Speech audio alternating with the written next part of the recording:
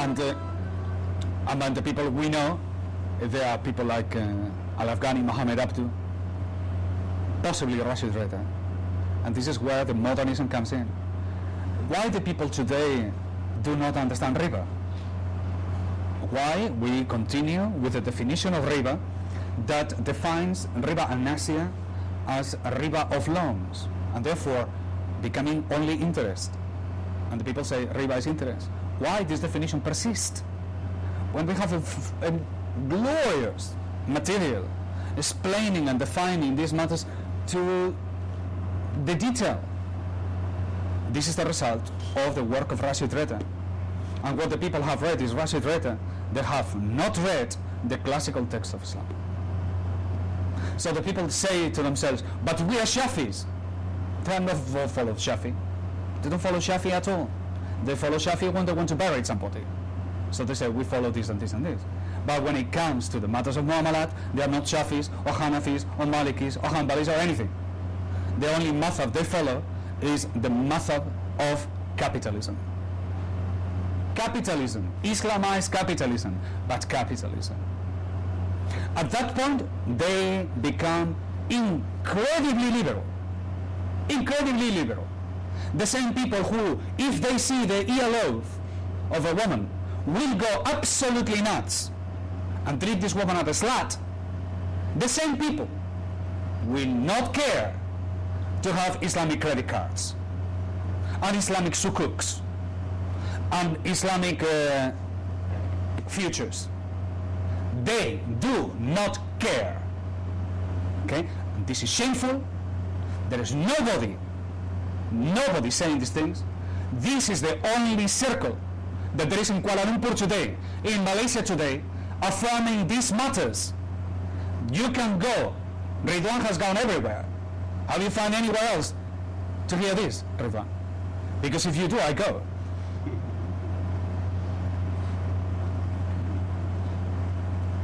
Nobody. And what are they talking about? You know what they say? When you find the radicals, they say, but we will take Putrajaya one day. When we become into power, we will do it right. When we come into Putrajaya, they will do it right. It will become like the black leadership that now rules South Africa. They have made no attempt to understand these matters. They have made no statement on these matters. First of all, because they don't know. Second, because they don't care. Third, because that's not their priority. The priority is that one day they will be able to run KLCC for themselves. That they will be able to be the next owners of the next plantation. And they will be then the ones driving the big imported cars. That's what they want. And those who have protested, those who have slightly shown a different way of thinking, they have been pushed aside, pushed aside, pushed aside, only allowing these ideas to surface. Do they know about Imarate? They don't know about Imarate. Do they know about an Islamic market? No. I wish they knew. I was hoping that in Kelantan they will learn, because I did tell them. But they said we have to be practical. So what they do is they nearly dismantle Market City Khadija. It was the pearl of Kuala Lumpur, of Kota Baru. I remember my first visit to Kota Baru. When I went, led by the chief minister, he showed me the place. It was bursting with energy, bursting. And it was a market 100% or 99% run by women. And it was bursting out. I mean, it was so full that the people were spilling over. And I remember I said to the chief minister at that time that there was a big esplanade before the marketplace. You have to expand this marketplace because these people have no space. Instead of that, what did they do? They took that esplanade, yes indeed, but to create a big mall. The city center, they call it. If you go today to City Khadija is a shame. Stinky, falling apart, with empty shops, and all people that they are just hanging around there because the rent is very low. It's dying. And not only now they have a city center, they have a Tesco. So now they have qualified themselves. And now Cotabaru is just is part of the modern world because they have a Tesco. And Tesco has doubled the size since I've been there in the last 3 years. Expanding, even doubling the space. Guaranteeing that the people, the shops, the Malays will suffer. So that they can then complain to the central government and say, look at us, you are not giving us subsidies. While they are allowing Tesco to kill their own people. Tesco, for God's sake. Tesco. Ask Abdullah about Tesco. The people in England are protesting against Tesco. The people in England are saying, this is a monopoly. It's destroying neighborhoods. And if you go to England now, you find people writing books against this form of monopoly. And the Islamic government of Kelantan allows this thing to happen. Never mind UMNO. You have nothing but Tesco's here. But how about the Islamic Party? They haven't done nothing where they could. And do they have this thing in the manifesto? Of course not. Do the ulama talk about this thing? Of course not. Because they do not know.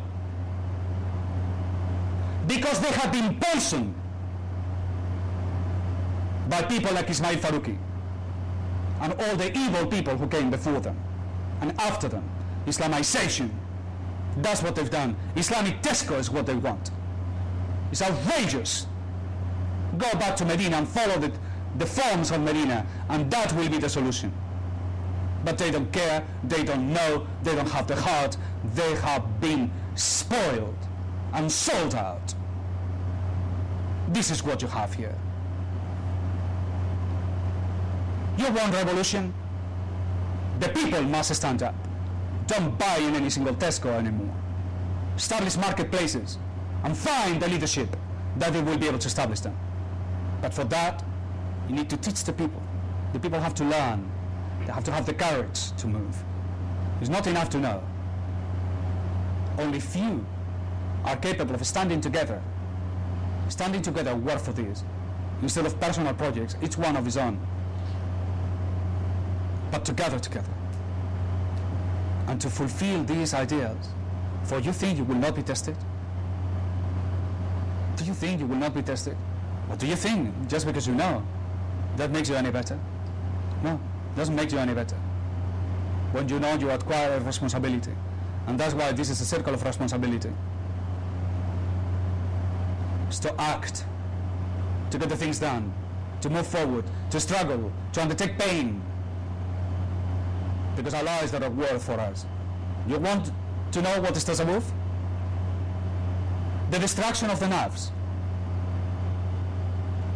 And the distraction of the nerves is the distraction of the recipient. The recipient.